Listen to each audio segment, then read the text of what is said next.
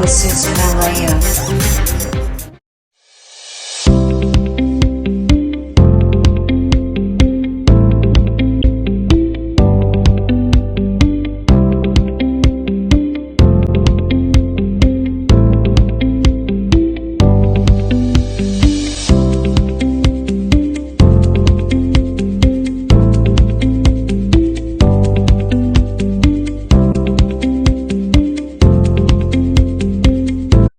Hello everyone. Today I have a pleasure to speak with Sofie Nubani. Thank you very much to find the time in your busy schedule to share your story with us.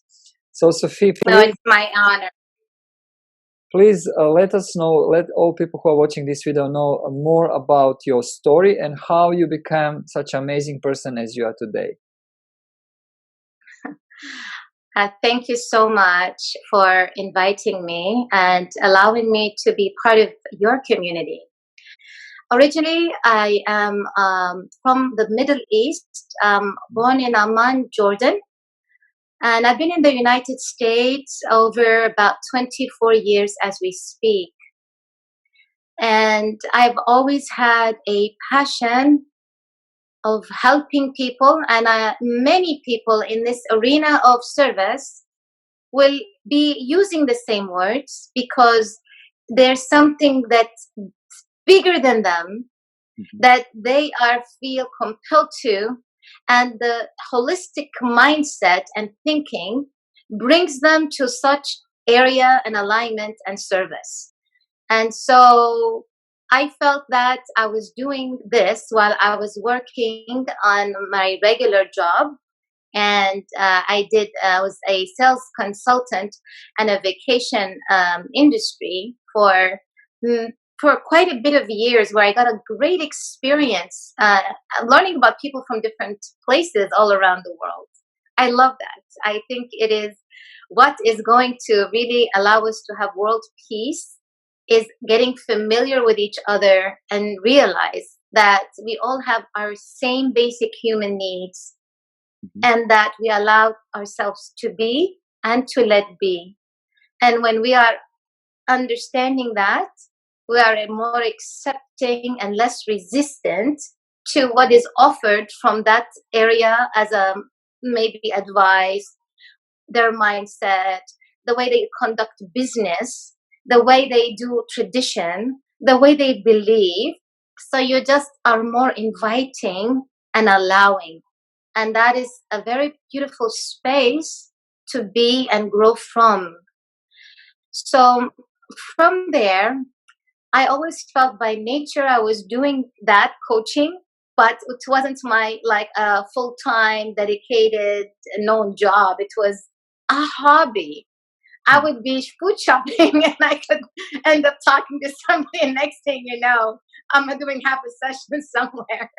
It's just a beautiful way to be when we are in service. And the nature of our human existence is truly being in service. Just like the nature of sugar is sweet, the nature of humans is to serve. See, when you're a child, your parents, they serve you, they take care of you. Your teacher take care of the students. That's part of our nature. When we go out of that alignment, we feel stagnant. We feel a little bit maybe overwhelmed, even depressed. And today, mental illness, oh my goodness. So in the United States lately, on Inc. Magazine, the ratio that was given to mental illness in corporation was 70% of workers have to deal with mental health issues. Globally, through the health organization, 1 out of 4 people suffer from mental illness or disease, and if they're not, they are going to experience it, supposedly. So that is the feedback and status. And that's, Sofia, which is I really want to hear from your experience. How creativity come on the place, and why is so important to be creative in today's world, in your opinion and from your experience? Oh, let me share this. Actually, IBM had a survey in 2015 for big CEOs of companies, and they were asking, like, what are the top 10 skills that people need to have for them to be hired in companies? Creativity was number 10. Mhm. They did the same survey in 2019, and creativity was number 3 on that particular survey. It is also number 1 in other surveys. It's said to be the 21st century right now. Creativity is one of the top most important skills to have. And it's all about demand and supply. So if we don't have enough of it, we have a big gap. The gap will create a tension. And if we are not prepared and equipped for that transition into our new decade, and in 5 years, we're going to see tremendous new things, even more that are now, they were thought and talked about 5 years ago, and now they're going to come to fruition mid of our decade. I mean, we hear, Elon Musk wants to take us all to Mars, and, he see it happening. Some people are saying, oh, there's not enough water, the radiation is so high. All these are true facts, but guess what?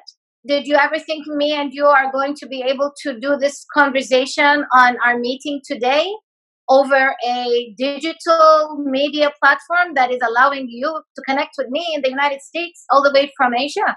So what we might not understand or think is possible, if somebody really believed and it is, and they're putting so much dedication and effort in building the technology to make it happen, I personally always am open for that with no attachment to outcome. I respect the fact of going out totally of the box and have even blue sky thinking into the equation where anything could be possible.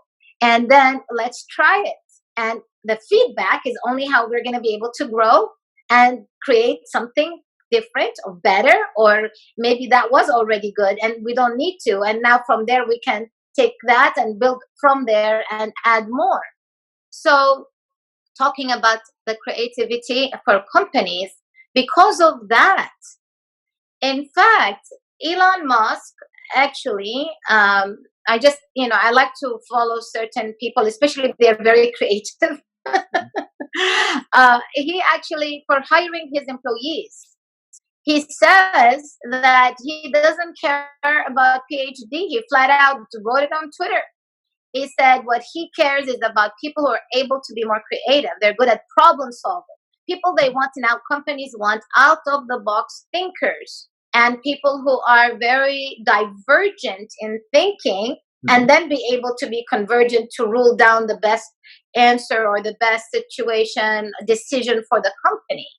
So if we're not prepared and equipped for that, we are really cutting short a lot our generation. You and me are maybe lucky because we naturally are changing the environment, changing the different network, and different people, different experience make us more creative. But what about people who are for the whole life at the same place, but they also need to build that creativity at the first place? And when I'm observing the children, kids, like let's say in Asia, in Europe, in the US, in Africa, in Middle East, in Southeast Asia, I don't see that they are not creative.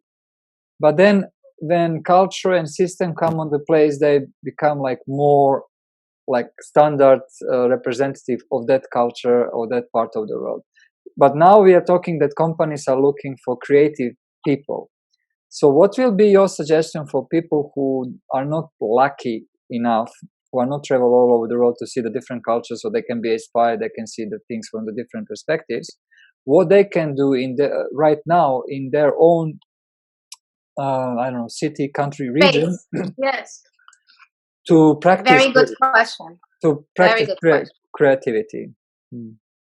Actually, I love that question, and I'm pre-launching a book. It's called Optimize a Creative Mindset. And it's funny because that part I actually have in my book. Because Dr. Kim, who actually is from Asia, and wrote a very article that just went everywhere. New York Times, you name it. It became a very, very, very attractive subject. It was all over the news and media, and that we're facing a creative crisis. Why? Because when they did the tolerance test, which they measured creativity, it's just like IQ, there is CQ, which is creative intelligence. Mm-hmm. And when they did that, children in the United States were so low on scale that it was alerting. Because normally kids by nature are divergent thinkers. You know, you go to the mall, you try to stop them from jumping from here or going there, exploring this. They're not afraid of nothing. But we teach them how to be afraid. Of everything, yeah. And we reprogram their curiosity and we confine it. And that's what you're mentioning is they're by nature, they're different. But then as they're growing and adapting to systems, they become so confined in that environment that they forgot how to tap into that. And my suggestion to that, creativity is a skill that could be developed, and it will be developed depending on the interest and desire of the individual. If they are children, it will be depending on the interest and desire of the parents. If we can educate the parents, we can help the kids more. And I think that's a very important area that we need to look into, because a lot of the time the people want that for their kids, but they don't know how to, because they themselves never left that environment. It's like when I go back to my country, till this day, I have some cousins who literally never traveled further, maybe 50 miles or more than the city they were born in, till this day. So I do understand that point that you're mentioning. So the smart thing to do, because it is a skill that can be developed, and I really address a lot, is how to think. We teach them how to think. Mm-hmm. And well, okay, what is this answer? So our schooling system and our educational system is actually not supportive to creativity, and that's why we're having a clash. We're not preparing our kids for life. We're preparing them for education and knowledge, information download. We don't know how to apply it, because in life you need to be more than just the doctor and all the information you studied on how to do a surgery. In life, you need to be more than just an IT person who knows how to do computer programming, and then now you have an issue with your garden or your neighbor, you don't know how to totally interact with that. So when we teach how to think, we can create a very, very, very creative children into the world, because we allow them to think from different perspectives and weigh it from this way. So now you gave me this answer, 1 + 1 = 2. Convergent thinking, and I'm all for it. You always have to finalize and make decisions, so you will end up using that, but you can't start A to Z with that. You have to start with all the different possibilities, options, openness, and then pick the best answer for that situation in hand.